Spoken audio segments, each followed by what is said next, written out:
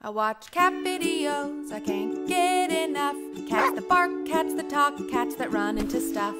On YouTube, Vimeo, and in the background on Twitch, famous cats that make their owners rich.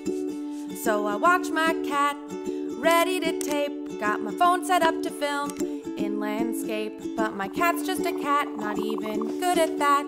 My regular okay cat. Some people got a cat with a screwed up face, lil bub tongue all over the place. They make money off its funny walk too, but I'm glad the cat I've got is you. You're not funny, you don't really play. I think you haven't moved from that spot all day. Don't know why you like this blanket flat. You're my blanket laying regular cat. Lasers don't impress, it's like you think they're lame. Sometimes you don't even respond to your name. What's up with that wall? What are you staring at? My wall staring regular cat. Some people got cats that bite their tails, but you're the kind of cat that fails at fails.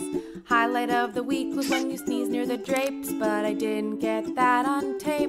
Shoot. Still, you're my cat, my regular okay cat. Turns out you're pretty good at that. No special purr, no fancy mew, but I'm glad the cat I've got is you. And I hope you're glad you've got me too. I put you in a sweater and you didn't move.